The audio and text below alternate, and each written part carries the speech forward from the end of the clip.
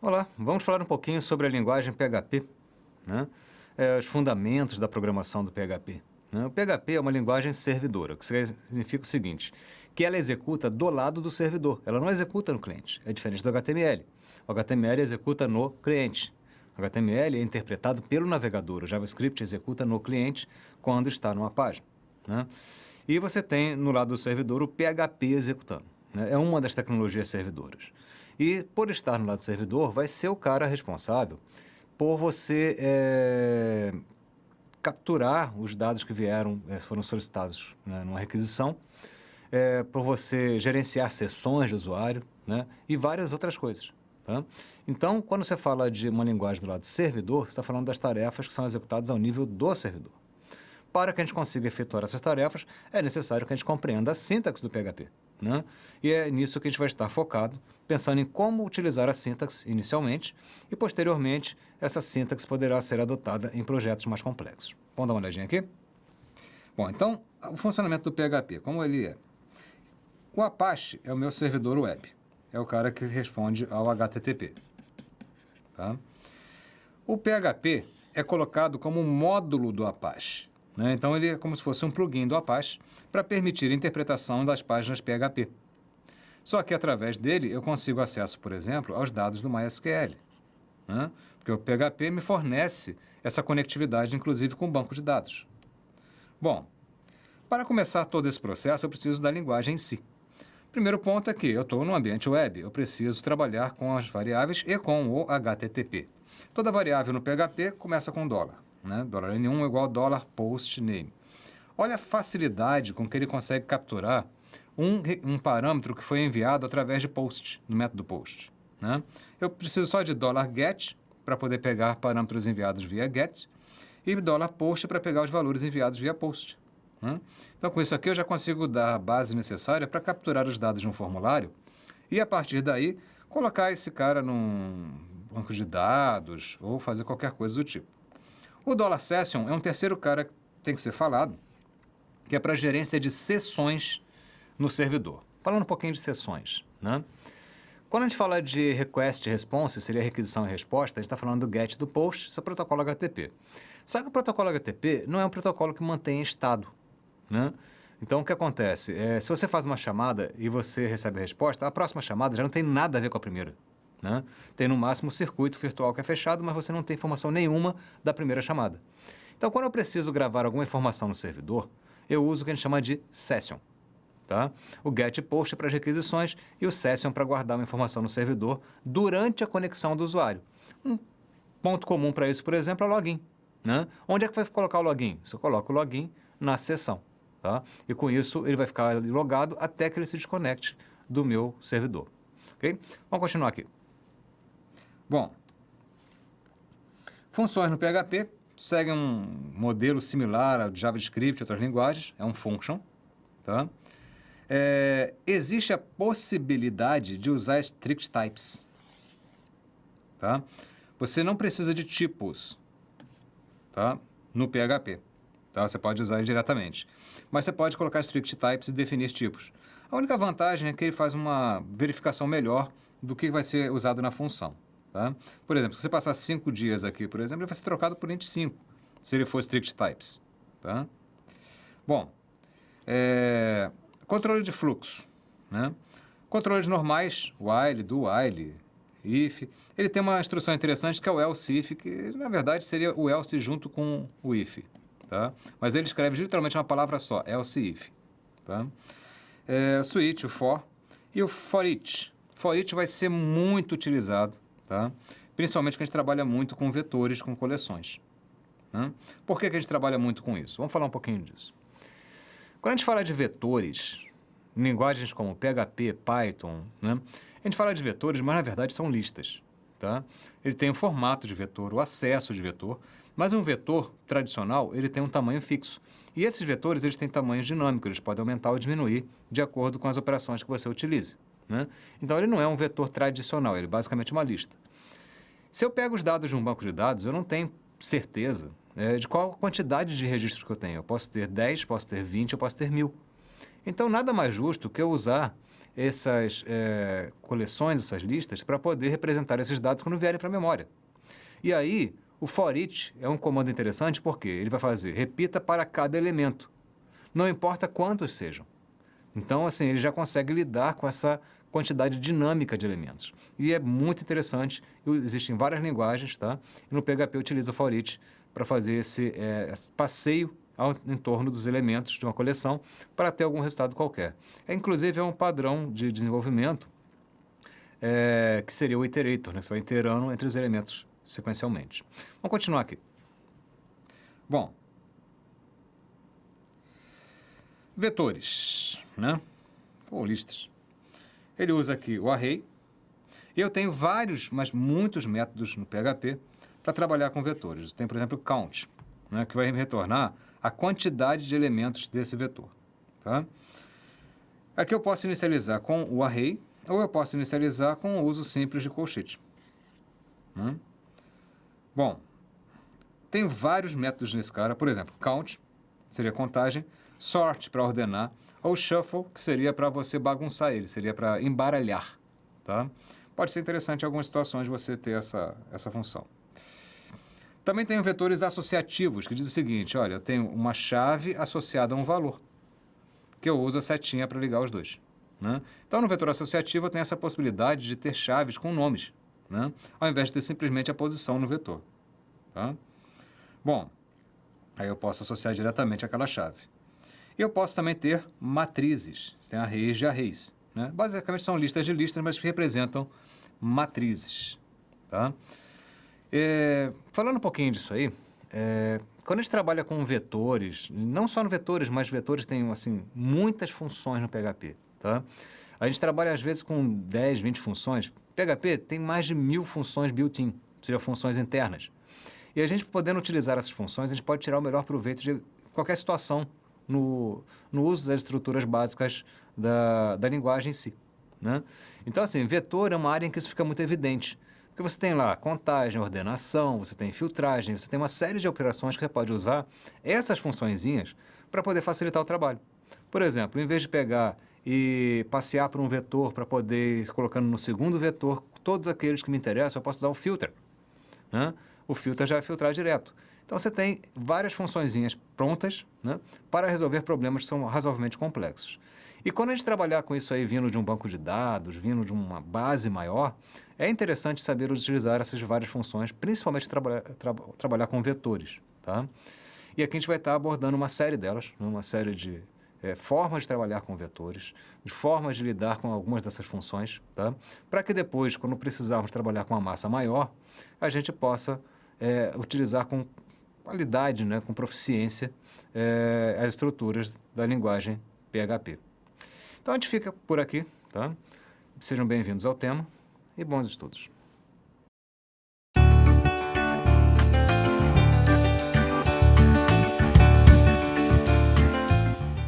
Olá, sou o professor Alexandre Paixão, graduado em Análise de Sistemas, especialista em Design e Marketing Digital, mestre em Informática e desenvolvedor full stack com mais de 15 anos de experiência.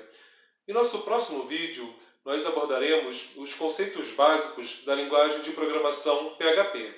Dentro disso, veremos as variáveis, como realizar, fazer comentários na linguagem, como utilizar as variáveis HTTP, POST e GET para a integração com formulários HTML e também sobre os operadores disponíveis na linguagem.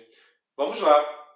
Para começarmos a falar sobre PHP, é interessante repassarmos uma de suas definições. O que é o PHP? PHP é uma linguagem de script open source, server-side e de uso geral, embora frequentemente associado ao desenvolvimento web. Além disso, essa linguagem possui uma característica que faz dela uma das linguagens mais utilizadas na web, que é a sua fácil integração com sistemas gerenciadores de bancos de dados, como o MySQL e também o Postgres. Em relação à sintaxe dessa linguagem, né? Nós temos que um script PHP deve ser salvo com a extensão PHP. Além disso, uma característica bem interessante aqui é que eu posso ter dentro de um script PHP misturados códigos PHP e também códigos HTML. Nesse caso, o meu código PHP precisa ser iniciado com essa tag aqui, né, e fechado com a tag, com essa outra tag aqui, né? Logo, se aqui eu tivesse códigos HTML, eles seriam escritos aqui fora, né, do meu englobamento dos códigos PHP. Por outro lado, caso o meu script possua apenas código PHP, não é necessário fechá-lo então. Eu preciso apenas da tag de início do código. Em relação aos comentários, como podemos ver aqui, eu tenho os comentários de uma linha e também os comentários de múltiplas linhas. O de uma linha, né, eu uso aqui as duas barras, de múltiplas linhas eu uso barra asterisco e fecho com asterisco barra. As variáveis em PHP são declaradas iniciando-se com o sinal de cifrão, né? Eu coloco então o sinal de cifrão e a seguir o nome da variável. Um ponto importante é que em PHP as variáveis são case sensitive. Logo, essa variável aqui, embora tenha o mesmo nome que essa variável aqui, devido a essa letra ser aqui em letra minúscula e aqui em maiúscula, tornam essas duas variáveis diferentes. Outro detalhe é que em PHP uma variável deve ser iniciada ou com um caractere ou com o underline, nunca com o número. Eu já posso ver aqui também tanto a declaração da variável como a atribuição de valor a essas variáveis aqui definidas. Eu tenho aqui variáveis que são variáveis inteiras e aqui variáveis do tipo string. Como vocês podem perceber, eu não preciso dizer o tipo de dado de cada uma dessas variáveis, diferente de linguagens como Java, por exemplo. Isso porque PHP é uma linguagem fracamente tipada, né? Em relação às strings, eu posso tanto englobá-las com aspas duplas como aspas simples também. PHP, como eu disse, ela é usada muito em desenvolvimento web, embora também possa ser usada em desenvolvimento de aplicações de desktop. Em relação ao desenvolvimento web, normalmente utilizamos PHP em conjunto com o HTML. Logo, um script PHP processa dados provenientes de uma página HTML e normalmente esses dados vêm através de um formulário HTML. Esses dados são transmitidos através do protocolo HTTP e esse protocolo possui dois métodos principais de transmissão de dados, que são os métodos GET e POST. Consequentemente, em PHP eu tenho então uma variável global cifrão underline get, uma variável global cifrão underline post e também uma variável global cifrão underline request. Cada uma delas serve para a mesma função, ou seja, receber os dados provenientes lá de um formulário HTML. Essa daqui, a primeira, get, recebe os dados transmitidos utilizando o get, a post recebe os dados transmitidos através de post e a request seria uma variável coringa. Ela recebe tanto os dados transmitidos utilizando o get, quanto os dados transmitidos utilizando post. Uma outra característica é que tratam-se de arrays, cujos índices remetem aos nomes dos campos lá no formulário HTML. Se eu tenho, então, um campo input lá no meu formulário, cujo atributo name dele é igual a var, aqui dentro o seu índice, né, na variável get, né, no array get, vai ser var. O mesmo nome usado lá no name, no atributo name. Em relação aos operadores, nós vamos ver agora alguns dos operadores disponíveis na linguagem. Eu começo aqui falando dos operadores aritméticos.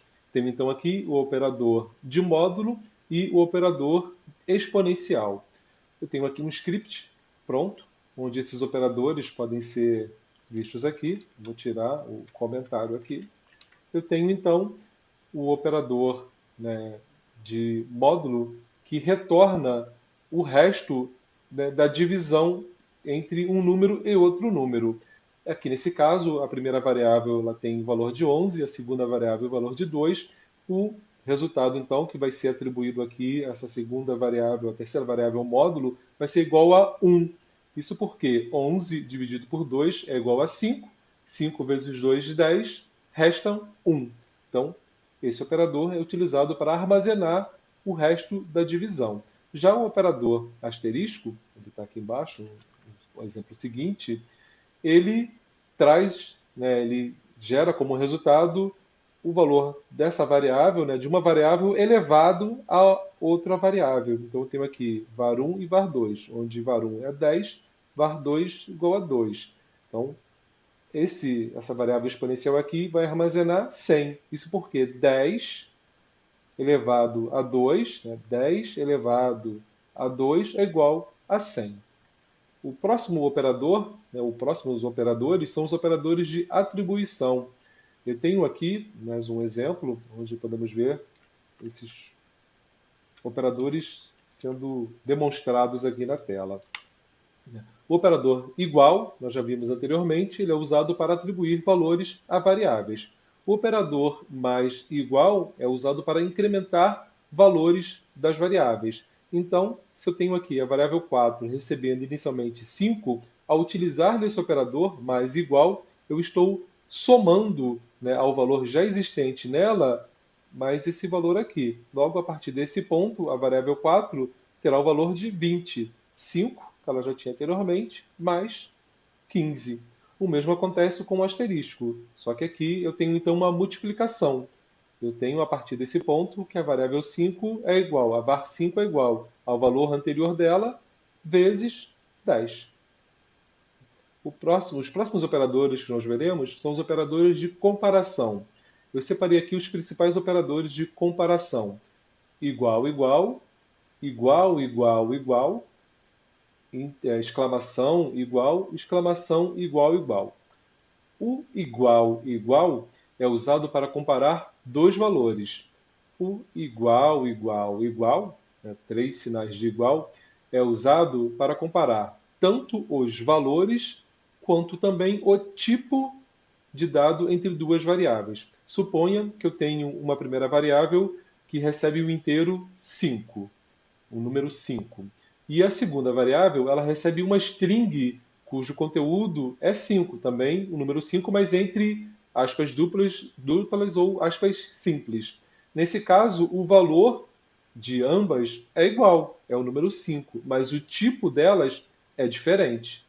Então, utilizando o igual, eu teria que é true, né, verdadeiro, a comparação entre elas. Já o igual, igual, igual, isso não aconteceria. Seria falso, porque embora o valor seja igual, os tipos são diferentes. O mesmo acontece com exclamação igual, só que esses são usados para diferente, né? Aqui variável igual a variável, aqui variável diferente de variável diferente e também tipo diferente. Sinais de menor, maior, menor igual e maior igual, usados então para comparar se o valor de um número, né, de uma variável, é menor que o de outra e assim sucessivamente. Os próximos operadores, então, são os operadores lógicos. Normalmente utilizamos os operadores lógicos em estruturas de decisão. Eu tenho, então, que determinadas instruções precisam ser verificadas. Então, quando eu quero verificar mais de uma instrução, eu uso o AND, né, o OR. E aqui eu tenho o EE, que são dois E's comerciais, e pipe, pipe.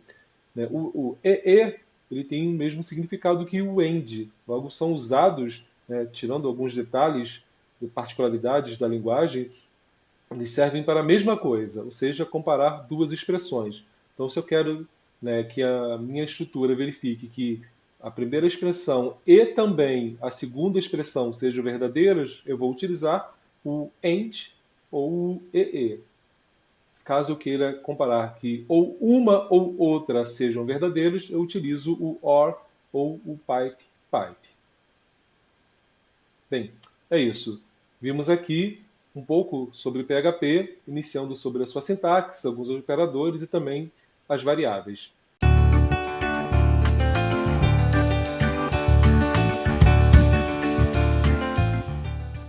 Olá, sou o professor Alexandre Paixão. No próximo vídeo, nós resolveremos juntos dois exercícios utilizando a linguagem de programação PHP. O primeiro relacionado a vetores ou arrays e o segundo relacionado às funções. Vamos nessa! Nesse vídeo, nós resolveremos juntos dois exercícios utilizando a linguagem de programação PHP. O primeiro exercício relacionado a arrays e o segundo relacionado a funções. Sobre o primeiro exercício, nós temos aqui o seguinte: crie um array para armazenar frutas de acordo com o seu tipo. Frutas vermelhas, melancia, cereja, etc. Frutas cítricas e frutas tropicais. E depois crie um novo array, cujo resultado deverá ser este. E aqui nós temos então na tela qual o resultado desse segundo array a ser criado. Vamos então aqui para o código. Em PHP, nós temos diferentes formas de criar arrays. As duas mais usuais são estas vistas aqui.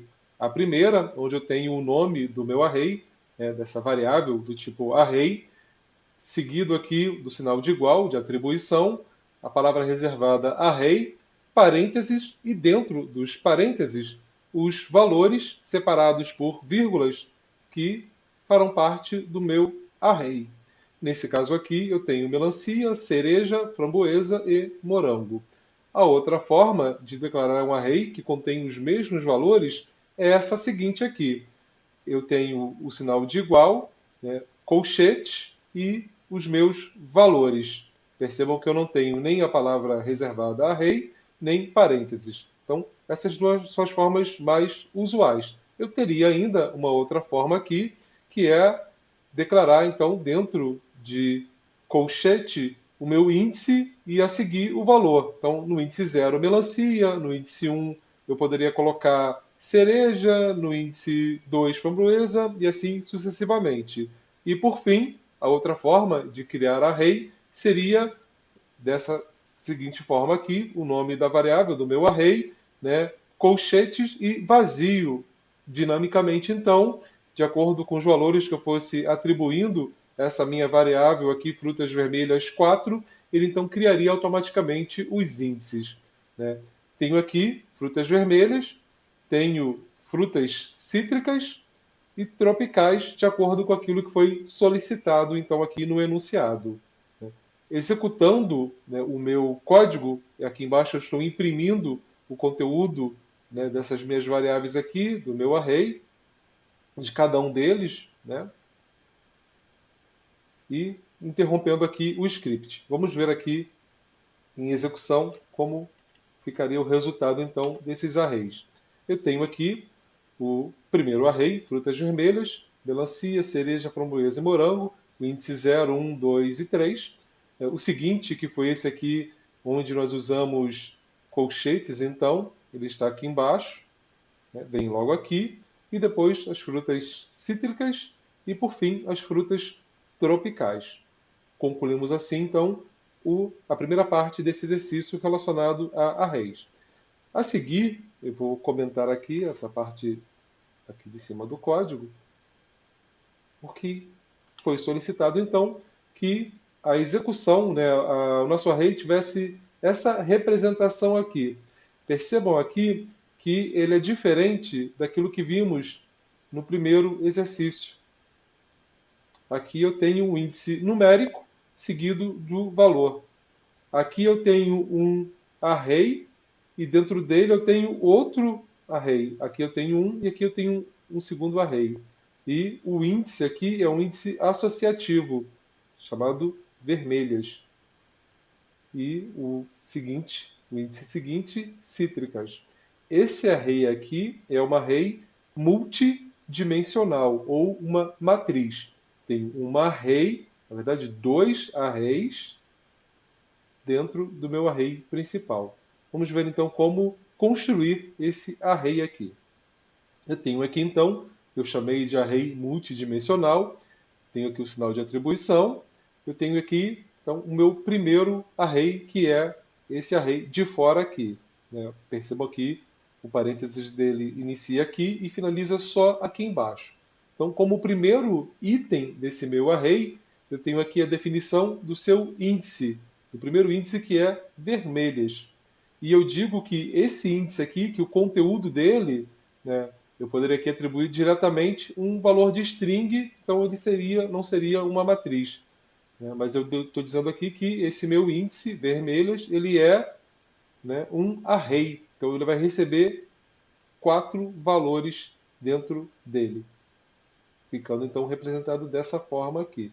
Da mesma forma, o meu índice seguinte, desse meu array multidimensional, é cítricas, e os valores desse array, laranja, limão, abacaxi e mexerica. Salvando aqui e imprimindo, vamos ver aqui então que o resultado deverá ser idêntico a este solicitado aqui no enunciado. Vamos imprimir, temos aqui então array multidimensional, vermelhas, melancia, cereja, framboesa e morango, cítricas, laranja, limão, abacaxi e mexerica, da mesma forma que temos aqui, conforme foi pedido. Então, um array multidimensional, o índice desse array é associativo e o seu conteúdo é um outro array. Vejamos agora então o próximo exercício, que é o exercício de funções. Nesse exercício é solicitado que uma função seja criada e que realize a soma entre 2 números, e uma outra função para imprimir o resultado dessa soma aqui de 2 números. Vamos então aqui para o nosso código. Eu declarei aqui 2 variáveis que têm os números a serem somados, né, atribuir 10 e 15. Né, e aqui na variável 3 vai receber o resultado dessa função aqui que soma a variável número 1 e a variável número 2. Vamos olhar então a sintaxe dessa função soma. Ela está declarada logo aqui embaixo. Inicialmente, para construir a função, eu preciso utilizar a palavra reservada function, né, a seguir o nome da função, e nesse caso aqui essa função recebe 2 parâmetros. São eles, né, eu dei o nome aqui de número 1 e número 2. Lembrando que aqui na definição da função eu não preciso usar o mesmo nome de variável utilizado aqui em cima, né, até porque essas variáveis aqui só existem dentro aqui da minha função, no escopo da minha função. Então, essa função, ela é uma função que retorna valores. E o que ela está retornando? Essa palavra reservada return indica que essa função tem um retorno. E o retorno é uma operação, que é a soma da primeira variável recebida com a segunda variável recebida. Então, ela está retornando número 1 mais número 2. Esse retorno, então, número 1 mais número 2, será aqui em cima atribuído a essa variável número 3, num3. Aqui eu faço a chamada da minha outra função, que eu dei o nome de imprimir, underline resultado, passando para ela como parâmetro o resultado aqui da soma. No nosso caso, 25, né? 10 mais 15, 25. Então, a função soma vai retornar 10 mais 15 igual a 25. 25 agora está atribuído aqui, é o valor de num3. E eu vou passar essa variável como parâmetro aqui para a minha segunda função, chamada imprimir resultado. Vamos olhar então essa função imprimir resultado. Da mesma forma que a anterior, function, o nome da função. Aqui ela só recebe um parâmetro. Veja que eu também dei um nome diferente do nome utilizado anteriormente. E essa função ela apenas imprime uma string. O resultado da operação é igual a, e aqui eu concateno essa string dentro de aspas duplas, através do ponto, eu concateno strings em PHP, passando aqui a seguir o valor recebido aqui dentro dessa variável número. Então, eu concateno essa string com essa variável número. E, como vamos ver, o resultado vai ser, o resultado da operação é igual a 25. Vamos olhar então aqui o código. Tenho aqui, o resultado da operação é igual a 25. Só de curiosidade, vamos alterar aqui, passar um outro número aqui e executar novamente aqui a função. Vou limpar aqui a tela e chamar novamente. O resultado da operação é igual a 30. Vimos então, através da resolução desses 2 exercícios, como declararmos arrays e como declararmos e utilizarmos funções em PHP.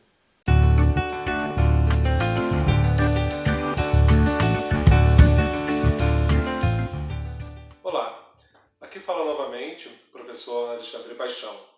No próximo vídeo, nós trataremos das estruturas de decisão e das estruturas de repetição disponíveis na linguagem de programação PHP. Nesse vídeo, nós abordaremos as estruturas de decisão e as estruturas de repetição na linguagem de programação PHP. Temos em PHP como estruturas de decisão as seguintes estruturas: if, else, else if e switch. Já em relação às estruturas de repetição, temos disponíveis a while, a do while, a for e a for each. Começando aqui com alguns fragmentos de código, vamos dar uma olhada nas estruturas de decisão, na sintaxe e em alguns exemplos práticos de sua utilização. Começando com a if e já utilizando com ela a else, temos o seguinte, né? Na if, eu tenho dentro de parênteses uma ou posso ter várias condições a serem analisadas por essa verificação. E, caso verdadeiras, eu então executo o bloco de instruções contido dentro de chaves. Né? E caso nenhuma das condições, nesse caso aqui eu estou fazendo apenas uma verificação, eu estou comparando essas duas variáveis, né? Caso então essa verificação retorne falso, eu tenho a instrução dentro da minha condição else sendo executada. Então, se isso for verdadeiro, esse comparativo aqui, nessa condição for verdadeira, faça isso. Se não, faça isso. Essa aqui é a forma clássica de utilizar o if-else. Eu tenho também uma forma que é chamada de forma alternativa, onde no lugar das chaves, eu tenho aqui os dois pontos, tanto aqui ao final da instrução if, quanto no final da else, e ao final eu encerro com end if. Logo, eu não tenho aqui as chaves. Né? Continuando, eu tenho ainda uma outra forma de fazer verificações, de usar if, que é através do operador ternário. Com esse operador, eu tenho uma atribuição sendo realizada mediante a verificação de uma condição. Então, eu tenho aqui a minha variável comparação, que vai receber esse valor, né, iguais do mesmo tipo, ou esse valor, de acordo com o que for resultado dessa condicional.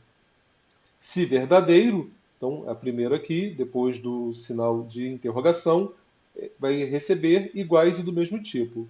Caso falso, vai receber apenas iguais. Continuando aqui, eu tenho ainda a possibilidade de fazer uma série de verificações em sequência. Para isso, no lugar de usar apenas um if e um else, onde apenas uma verificação é feita e eu tenho então o senão, eu tenho aqui a if e uma condição sendo analisada. Depois eu tenho dentro da else if uma segunda condição sendo analisada. E, por fim, eu tenho uma else caso nenhuma das condições anteriores sejam verdadeiras. Eu tenho, então, uma condição padrão aqui a ser, o senão, a ser executado. Eu aqui usei apenas duas condições, dois blocos if e um bloco else if, mas eu poderia ter vários aqui a seguir, com várias verificações sendo realizadas. Por fim, a última estrutura de decisão que PHP possui é a switch. A switch é bastante semelhante a else e if e é usada quando eu tenho muitas verificações a serem feitas. Então, com essa sintaxe aqui, eu tenho uma melhor organização visual, podemos assim dizer, e dentro dela podemos fazer uma série de verificações.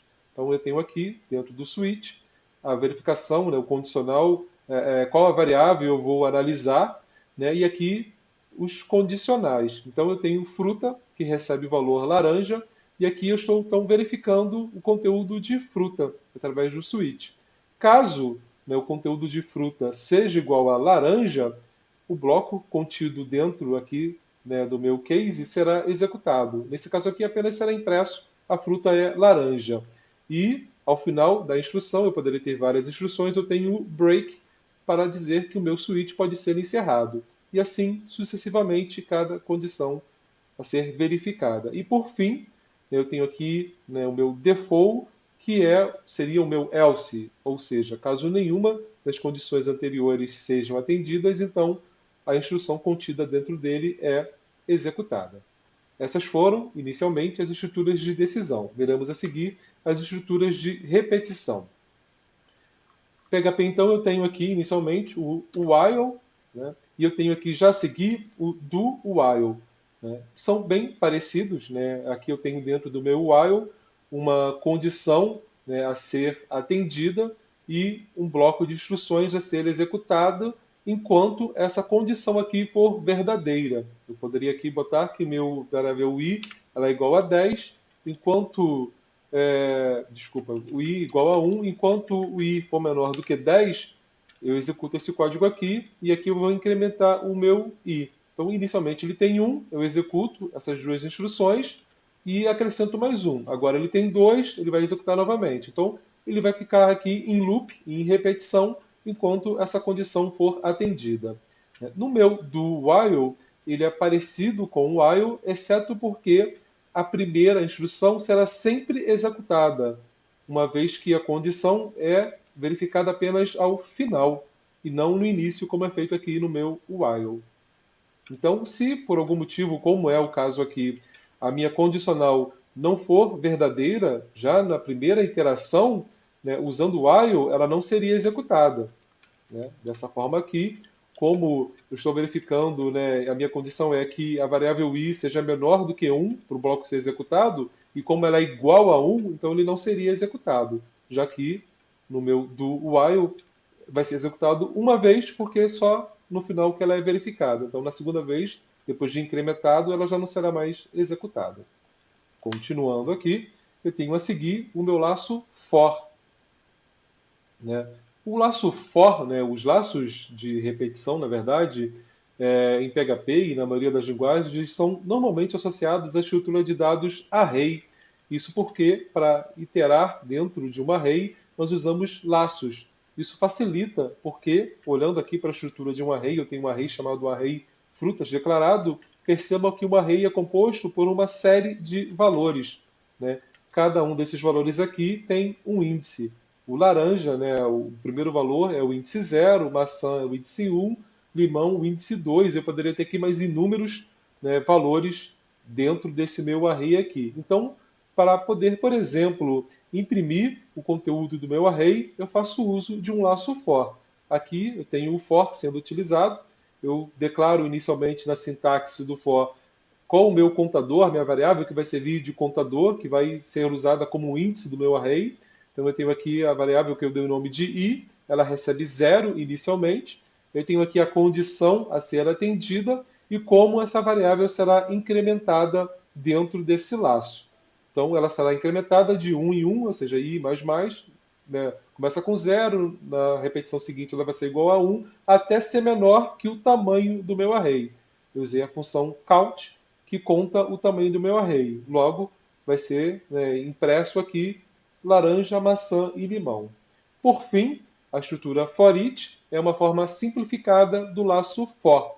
No lugar de usar contadores e usar o contador como índice aqui dentro, né, da minha variável de array, eu simplesmente tenho o meu array sendo atribuído a uma segunda variável. Essa sintaxe aqui significa o seguinte, né, pegue os valores do meu array e atribua a essa variável aqui enquanto tiver valores dentro do meu array. Então, ao imprimir, ele vai imprimir laranja, maçã e limão, assim como no laço anterior.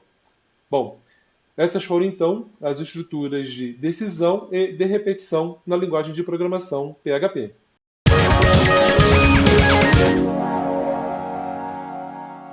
Olá, vamos falar um pouquinho sobre as requisições no HTTP, esse tratamento de requisições, e vamos observar juntos um exemplo prático, né, da aplicação do PHP para tratamento de requisições.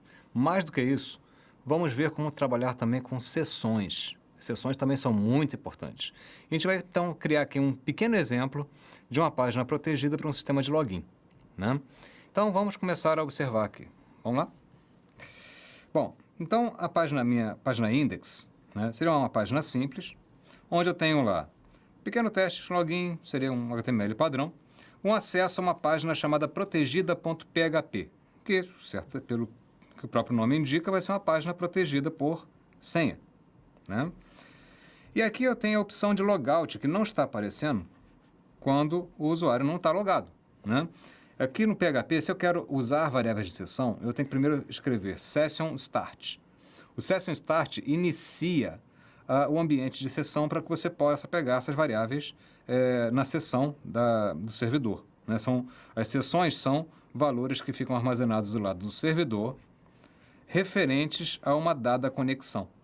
Ou seja, não importa quantas chamadas façam aqui, essa conexão, esse dado, né, está associado no servidor a essa conexão que foi feita aqui. Tá? Então, assim, é um dos elementos que eu tenho que é a session. Né? E é muito importante para gravar, por exemplo, dados de login. Aqui eu estou perguntando o seguinte: if isSet $session usuário, ou seja, se eu tenho um usuário na sessão, né, o isSet é se a variável está setada. Tá? Observa que é $_session, isso aqui é um vetor simples. Né? E aí o que eu vou fazer? Aqui eu abri a chave, aqui eu fechei a chave. Isso é muito legal no PHP, que eu posso parar de programar em PHP, continuar programando em HTML e voltar para o PHP. Na verdade, eu estou dizendo que todo esse bloco está dentro do if. E nesse bloco eu tenho um link para logout. Quando o cara clicar em logout, vai executar logout PHP. Né? No caso, se eu não tiver logado, ele não aparece. Tá? Bom, falando um pouquinho disso aí, quando a gente trabalha com essa ideia de você parar o PHP, continua com HTML, depois volta para o PHP, você consegue fazer umas coisas bem dinâmicas, como repetições de trechos com for, ou condicionamento de exibição com if. Tá? E isso dá uma liberdade também para o designer, porque não tem aqueles comandos echo no meio. O echo é do programador, isso aí não vai abrir num editor, né, de HTML, um editor gráfico.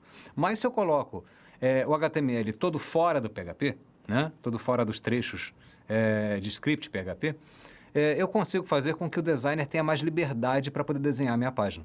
Né? Vamos continuar aqui. Bom, então, esse cara vai clicar lá no protegida. Né? Como é que seria essa página protegida? Session start novamente, eu vou usar o elemento de sessão. Se não tiver setado, ó, if not is set, usuário, né, na sessão. Ou seja, se o usuário não estiver na sessão, header, location form login PHP true 301. O que é isso? Isso é um redirecionamento. O que ele está dizendo aqui é o seguinte: se eu não tiver um usuário na sessão, eu vou redirecionar para o meu formulário de login. Se eu tenho, né? Se eu tenho esse usuário na sessão, eu vou escrever uma página, vou mostrar uma página para o cara. Tá? Então, caso o cara não esteja logado, ele vai ser redirecionado automaticamente para o form de login. Senão, ele vai mostrar uma página, olá, e o nome dele na sessão, ó, echo $session usuário. Né? Nota que eu coloquei aqui PHP, só coloquei o nome do usuário aqui. Tá? Então, vamos colocar assim, olá, fulano, e um index, né? Um link para poder retornar para o index. Tá? Agora, o form login, ele vai ser o quê? Ele é um form comum, tá? Onde eu tenho lá a chamada para o login PHP, onde eu vou estar fazendo a verificação desse login, né? No modo post, tá? Passando o login e a senha como valores. Tá? Primeiro vamos falar dessa parte aí. Isso aí é um formulário HTML comum, né? Sendo que eu uso password, tem aquela coisa toda de você evitar expor, né, a senha. Tá? Eu tenho ali o login e a senha, ele vai enviar para o login.php, que é uma outra página, em modo post, ou seja, a coisa vai ser enviada em background. No modo get, as coisas ficam escritas lá em cima, né, na query, né, ou seja, no endereço você tem a informação, e não teria sentido nenhum colocar naquela informação uma senha. Né? Então, ela é enviada em post, ela é enviada em background, ela não aparece no endereço. Tá? Porém, isso não significa que esteja seguro.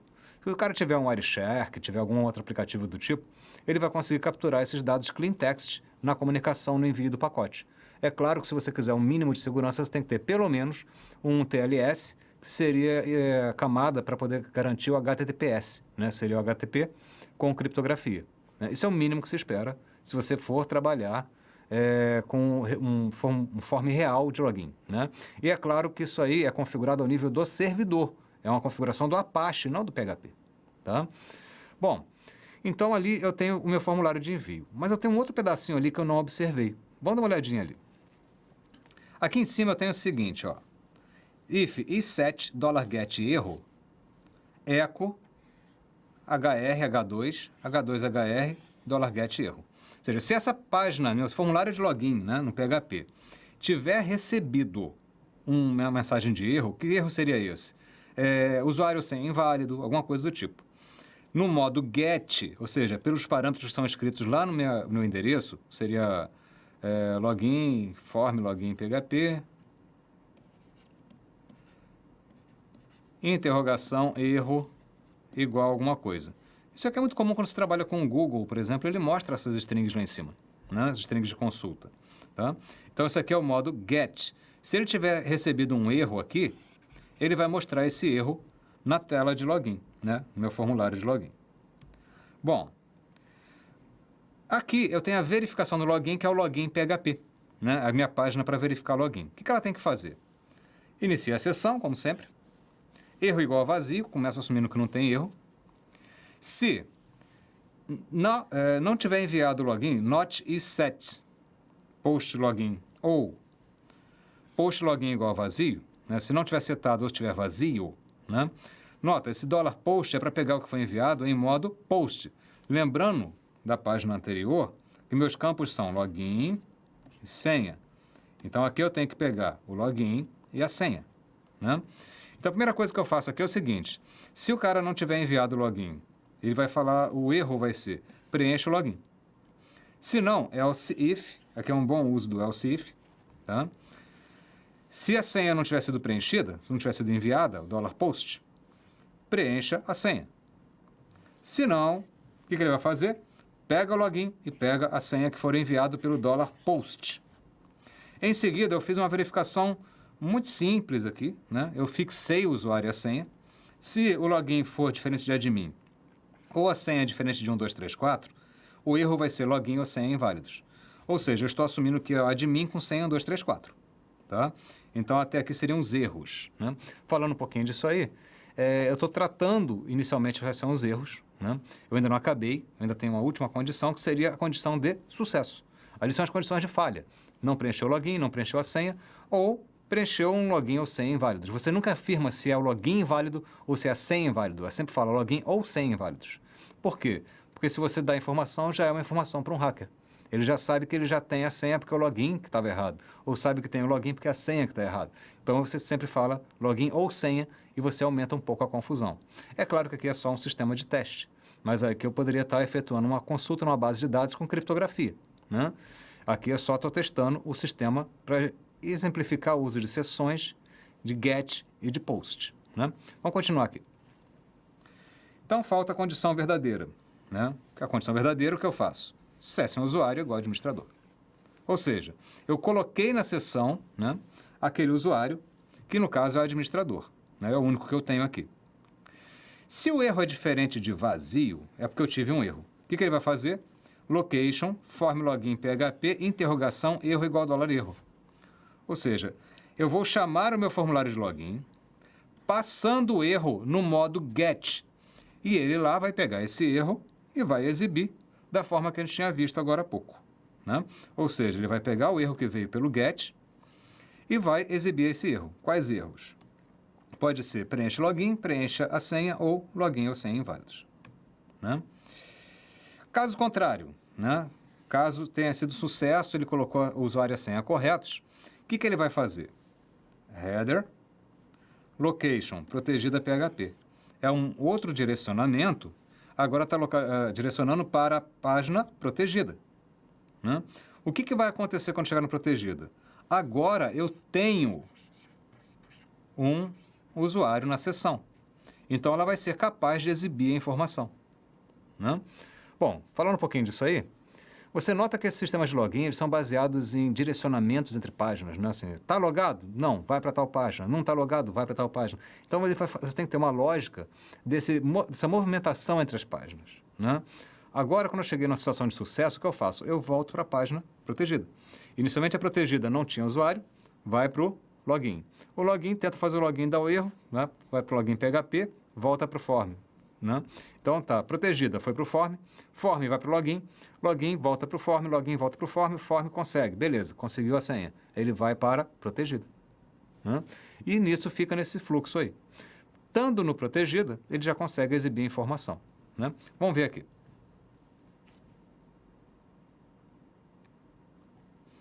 Essa seria, né, uma tentativa de acesso lá à protegida que seria no PHP. Né? Ao tentar, ele vai ser redirecionado para o formulário. Não tem nenhuma informação ainda. Aí vamos dizer que ele colocou o admin e colocou uma senha 5678, algo do tipo. Ele vai lá no login PHP e o login PHP vai fazer o quê? Vai chamar essa função, esse cara de novo, né? Seria o form login. Só que passando o quê? Passando um erro no get. Lembrando que as informações são enviadas em post. Tá? Supondo que ele pegou e digitou corretamente, né? O que vai acontecer? O que vai acontecer é que agora eu tenho no $session o meu usuário. E o que ele vai fazer? Olá, administrador. Aquele usuário que eu coloquei na sessão. Agora eu consigo pegar ali, a página está autenticada, eu tenho o usuário na sessão.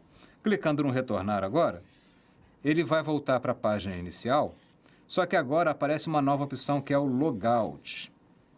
Tá? Então vamos falar um pouquinho disso aí. Agora está faltando uma opção ainda que seria o logout. Né? Se eu tenho todo o meu sistema de login, eu tenho que ter uma forma também de sair desse cara. Né? $post e $get são coisas que ficam só na chamada. Né? Naquela requisição, ida e volta, eu tenho $get, $post e acabou. Acabou a requisição, eles morreram. Vão ser outros na próxima. A sessão continua ali enquanto o usuário está logado. Né? Então, o que acontece? Enquanto ele está conectado, eu tenho a sessão. Então, eu tenho que ter uma forma também de tirar coisas da sessão. Né? Não faria muito sentido para um get ou um post, porque é só uma chamada. Tá? Então, o que está faltando para a gente ainda é trabalhar com o logout. Vamos ver como é que ficou aqui. Processo muito simples, logout PHP. O que ele faz? Inicia a sessão, sempre inicia a sessão. Esse session start aqui não é porque você está começando uma sessão. Você está começando a utilização do recurso de sessão. Tá? $session é igual a array. Você está garantindo que você acabou com o array original do $session. Está colocando um array zerado para ele. Tá? Session destroy. Né? Então, assim, mesmo que qualquer situação que ele ficasse com algum resquício de alguma informação, aqui você está zerando toda a informação da sessão e o Session Destroy está removendo, em definitivo, qualquer informação que tenha ficado pendente lá. Tá?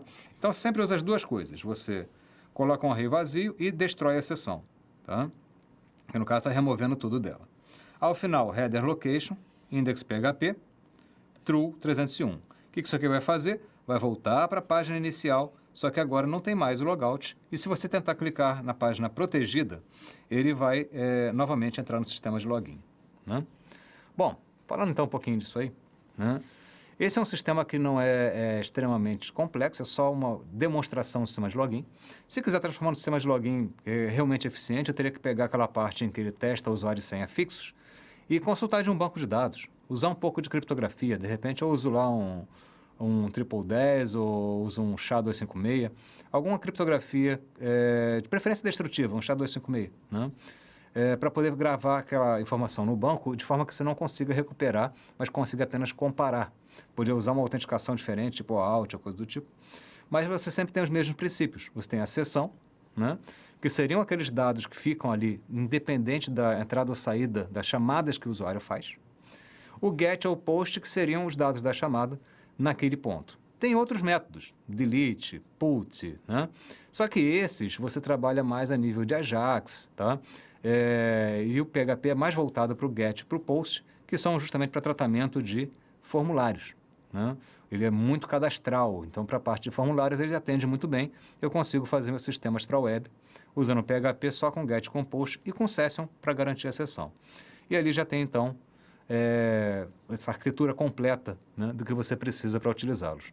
Aí é só variar Você poderia estar pegando os dados não de login, mas os dados de um cadastro de um produto. Eu poderia estar fazendo uma pesquisa, estaria pegando o dado que seria o nome que está sendo pesquisado. Então, essa minha lógica aí vai ser sempre muito próxima dessa.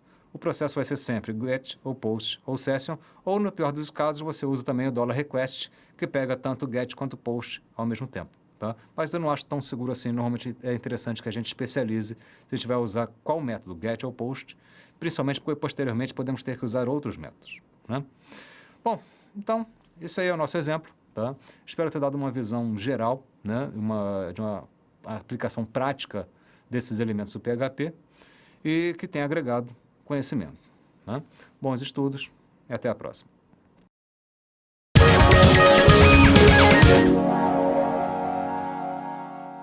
Olá, vamos falar um pouquinho sobre o uso de vetores, né, do PHP na prática. Né?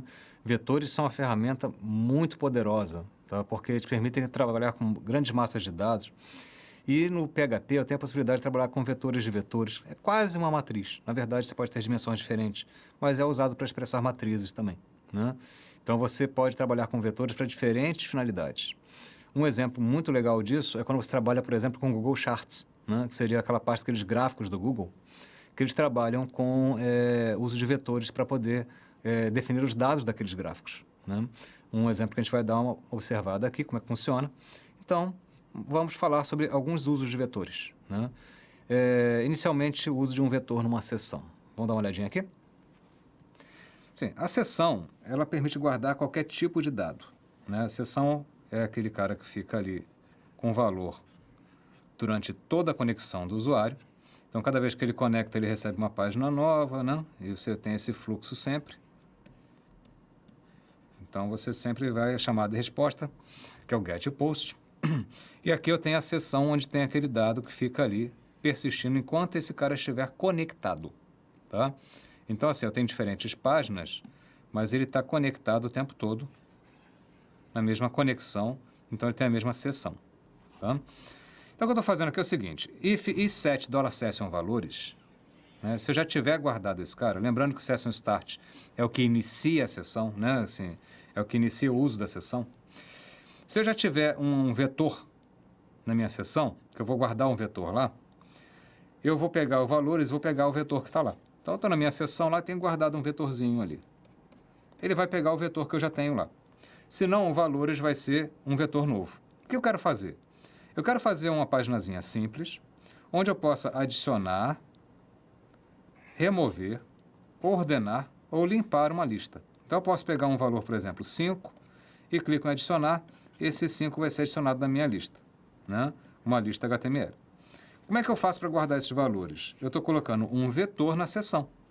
Como tem chamadas sucessivas, eu só teria que guardar na seção para poder manter esses valores lá. Tá? Então, a ideia é essa, você poder adicionar, remover, ordenar ou limpar a minha lista ali. Bom, dentro da minha página, o que eu tenho ali é um HTML, né? Isso aqui ainda dentro da mesma página, tudo isso aqui é uma página só. For método igual a post. Quando você não coloca action, significa que a página vai chamar ela mesma. Ou seja, esse formulário vai chamar a própria página. Tá? O nome desse arquivo aqui era vetor001.php. Né? Mas pode ser qualquer nome que vai funcionar. Né? Por quê? Porque ele está chamando ele mesmo. Tá? Bom, input type igual a number, name igual a num. É o número. E aí tem os botões add, del, sort, clear. E eu coloquei o nome no botão. Por quê? Quando ele for enviado, ele vai enviar essa informação para mim também. O número e a operação que eu quero. Tá? No final, um botão do tipo submit. Né? Aliás, são vários botões submit. Né? Todos eles são submit. Cada um deles vai mandar um nome de operação, tá? Diferente. Vai ser add, del, sort. Qual a operação que eu quero. Tá? Então, esse aqui eu tenho essa caixa de texto e 4 botões de submit. Cada um enviando uma operação diferente. Na mesma página, então, continuando o código dessa página, eu tenho a parte do PHP. Né? O que eu tenho aqui? If set post num, switch, post opère. O que é post num e post opère? O que foi enviado aqui no número e o que foi enviado na operação. Tá? Então, falando um pouquinho disso aí, o que eu tenho ali é o seguinte, eu estou com um formulário que está enviando lá um número e uma operação. Sempre vai enviar os dois, então basta testar um. Se está setado o num, então significa que ele já usou o formulário, já enviou a operação e eu quero ter que fazer uma operação qualquer. Se não tiver setado, não faz nada. Porque aquela situação, por exemplo, que eu estou acabando de abrir a página, não estou inserindo número nenhum, a página está vazia. Então, não tem por que tratar essa informação. Tá? Só vou tratar ao nível que eu vou ter nas submissões. Né? A submissão, eu estou usando post. Podia usar get? Podia também. Tá? Nesse caso, não faria diferença nenhuma, por ser um exemplo bem simples. Tá? Vamos continuar aqui. Aqui eu tenho uma opção muito interessante, que é o switch. O switch é, de acordo com o valor de oper, né, que é aquele segundo parâmetro, faça. Nota que o switch case do PHP permite o uso de texto. Né? Então, assim, se o cara tiver enviado add, se ele tiver clicado no add, $valores é igual a $post num. O que é isso aqui? Ele está acrescentando no meu vetor o valor que foi digitado. Então, se eu tinha lá 3, 1, 4, eu mandei o 5, eu vou acrescentar o 5 no meu vetor. Então, se for adicionar, ele vai fazer isso. Essa é uma das formas de adicionar. Outra seria o push também. Tá? Depois, case del. Né? Se ele quer remover, ele quer remover o 5, ele não quer acrescentar o 5. Índice é o array search. Olha, funções do PHP, tem muitas. E essa aqui é bem legal também. Esse array search, ele faz uma pesquisa, tá? De um valor num vetor. Então, ele vai procurar, array search, o número que foi enviado no vetor valores. Nesse caso aqui, se eu tivesse o 5, por exemplo, ele vai achar a posição onde está. A posição aqui seria 0, 1, 2 ou 3. Lembrando que isso aqui é um vetor posicional. Né? Bom, falando um pouquinho disso aí, com essa busca, né, eu consigo achar rapidamente qual o índice onde está aquele valor. Porque os vetores, na verdade, começam no índice 0. Aí lá, 0, 1, 2, 3 seriam as posições do vetor. Ele vai me dar a posição onde eu consigo encontrar aquele cara. Encontrando ele, eu posso remover se eu quiser. Né? Porque eu não estou removendo a posição 5, eu estou removendo o valor 5. Né? Vamos ver como é que funciona. Então, achei o índice, né? Achei onde que está aquele cara no meu vetor. Se o índice for diferente de vazio, né? Abre e fecha aspas. Por quê? Porque pode ser que não tenha esse cara aqui. Se eu procurar um valor 7, por exemplo, eu não vou achar. Tá? Se o índice for diferente de vazio, abre e fecha aspas. Array splice, valores, índice 1. Significa, splice é para remover ou substituir. Tá? Então, remova do vetor, a partir do índice, um elemento. Ou seja, ele vai pegar lá no vetor, vai pegar aquela posição, e a partir dali eu tiro um elemento. Se eu quisesse tirar mais elementos, era só mudar o número aqui para 2, 3, quantos elementos quisesse. Tá? Outra opção, sort. Sort é muito interessante, é só usar o método sort. Se eu coloco sort valores, ele automaticamente ordena esse vetor aqui. Tá? Então, já vai colocar esse vetor já ordenado. Tá? Então, você não tem lá muito sacrifício para ordenar vetores nele. Né? E o clear seria para poder eliminar o vetor. Primeira coisa que eu faço seria valores igual a array vazio. Unset $session valores, o tiro da seção também. Session destroy, break. Tá? Então, assim, cada opção do switch vai fazer uma coisa diferente. Né? E aqui seria para limpar a minha lista. Se, aqui já é a condição de impressão. O que é isso aqui? Se você observou, tem aqui um /ul e anteriormente tinha um ul. Ou seja, todo esse PHP está dentro de um ul e um /ul. Onde ele vai colocar aqui os itens com os números. Mas ele só vai colocar esses itens com os números se a contagem de elementos for maior que 0. Tá? Então, para i igual a 0 e menor que count valores, i mais, echo li, valores na posição i, /li. Ou seja, vai imprimir o valor na cada posição do meu vetor. No final, $session valores é igual a $valores. Vamos dizer, se você pegou da seção um elemento com 3 posições, acrescentou uma, você tem que atualizar o que está na seção para esse com 4 posições. Então, eu estou atualizando a seção para a próxima chamada. Bom, nesse ponto, então, aí a gente já tem um cara funcional. Tá? Eu posso adicionar ou remover elementos daquela minha lista, posso ordenar, posso limpar.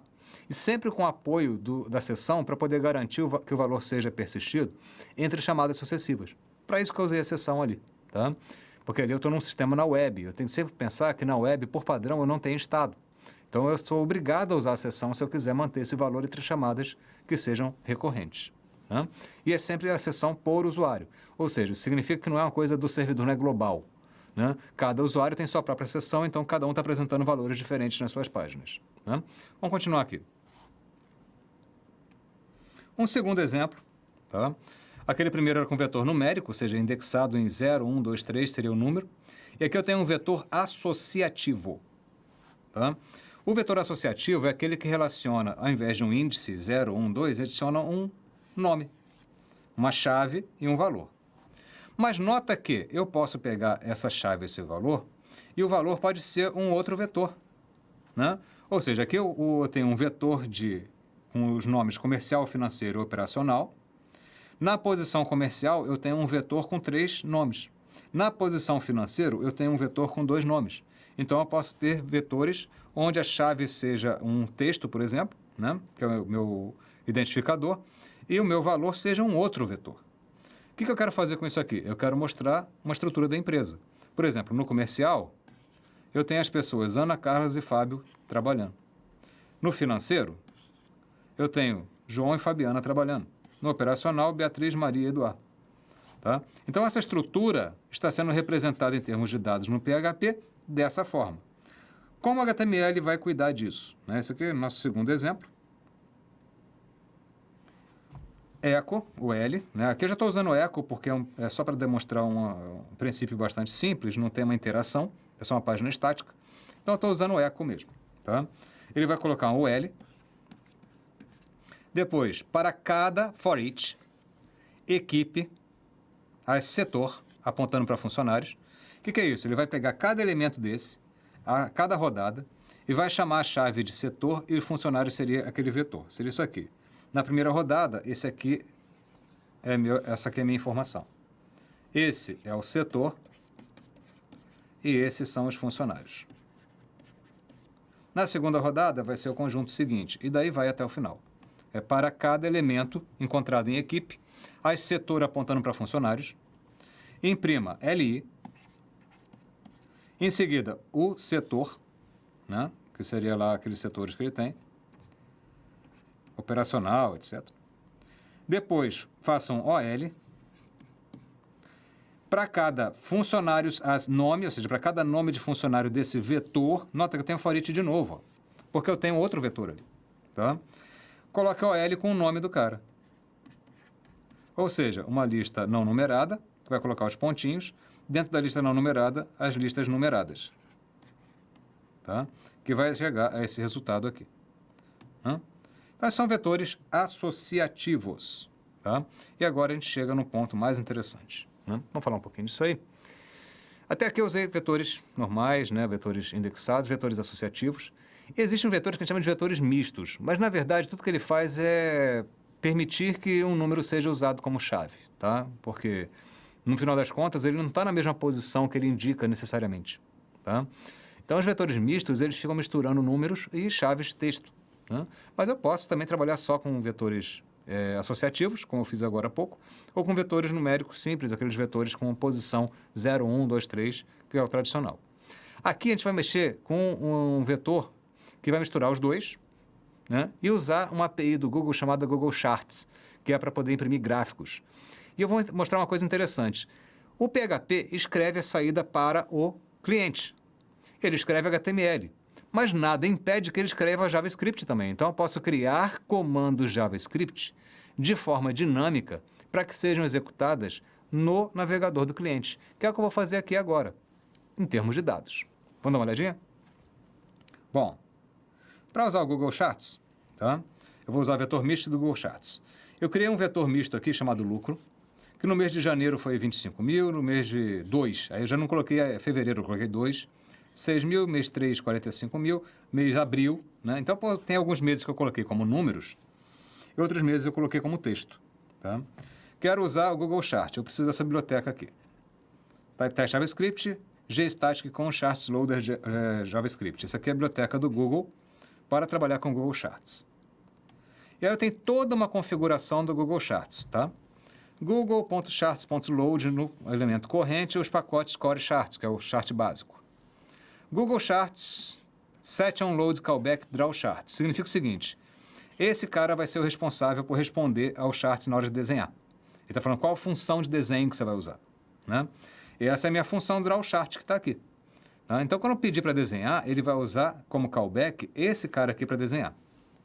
Data, New Google Visualization Data Table, né? Esse é o tipo de dados do Google para representar uma tabela com linhas e colunas. E o que eu estou fazendo aqui é o seguinte, eu estou adicionando duas colunas nesse data table, o mês e o lucro. Ou seja, estou pegando aqui, colocando uma coluna, outra coluna, tá? Mês e lucro. Em seguida, data add rows, vou adicionar as linhas, eu quero saber os valores dessas duas colunas. Tá? Como é que eu vou adicionar as linhas? Nota que eu usei PHP agora. Eu vou pegar, ó, for each, dólar lucro as dólar mês apontando para dólar valor. Peguei meu vetor lá, né, que basicamente é associativo, embora tenha elementos mistos. Echo, né, imprima na página. Abre colchete, dólar mês, vírgula, dólar valor, que é o formato que o Google precisa. Ou seja, peguei do meu formato PHP e escrevi na página JavaScript, tá, no formato que o Google precisa para poder exibir. Ou seja, estou pegando esses dados aqui e estou gerando a partir deles um trecho em JavaScript. Depois eu fechei aqui o meu rows, ou seja, das linhas desse add rows foram fornecidas a partir de comandos do PHP. Né? Com isso, também tem umas opçõezinhas, né? O título, qual o lucro do mês, a largura e a altura do meu gráfico, tá? E finalmente, charts, New Google Visualization Pie Charts, tá? Document Get Element by ID Chart Div, está dizendo onde eu vou desenhar, e mandando ele desenhar Chart Draw com a data, né? Seriam os dados e as opções que eu quero. Meus dados seriam aqueles dados que eu alimentei a partir do PHP, e as opções seriam essas opçõezinhas aqui de título e outras que poderia ter ainda, tipo grid e tudo mais. Tá? O chart foi criado em cima do pie chart, que é o de pizza. Né? E ele vai escrever, né, onde ele vai colocar isso na página HTML. Naquele elemento com aquele ID. Tá? Muito prático e me fornece esse resultado. Né? Você vê que aqui eu tenho aqueles elementos do vetor, a participação de cada um, e se eu passar o mouse em cima de um desses carinhas, ele ainda me mostra o valor junto com a participação. O títulozinho. E é muito tranquilo trabalhar com isso. Tá? Bom, então isso aí eu acho que é um bom exemplo de como é que você pode trabalhar misturando tecnologias. Né? Nesse caso eu coloquei a tecnologia de charts do Google, que poxa, consegue fazer gráficos muito bons, com grande facilidade, alimentando esses dados a partir de um PHP. Ali eu coloquei um valor fixo, uma base fixa, mas se eu estivesse pegando de um banco de dados, por exemplo, eu poderia estar alimentando aquilo ali com a variação, por exemplo, de um índice qualquer de bolsa de valores, da caderneta de poupança, ou a avaliação numa enquete de determinado assunto, e com isso está fazendo um gráfico que seria atualizado a cada alteração no banco. Tá? Com isso eu poderia estar fazendo ali com o Google Charts a representação de uma forma bastante amistosa, tá? De informações estatísticas para um usuário na minha rede. Né? Bom, então, a gente vai ficar nesse ponto. Tá? Eu espero que os exemplos tenham agregado conhecimento, que tenham transmitido uma visão do uso de vetores e das diversas funcionalidades que temos no PHP. Temos muitas, não são só essas. Né? A gente tem muitas funções de tratamento para vetores no PHP e as possibilidades são as mais diversas. Tá? E, é claro, se você souber usar algumas APIs existentes no mercado, como o Google Charts, você consegue ter um bom retorno com um pouquinho de esforço de programação. Né? Feito de uma vez, vai ser sempre a mesma coisa, é só mudar a alimentação dos dados. Espero ter agregado algum conhecimento. Né? A gente fica então por aqui. Bons estudos e até a próxima.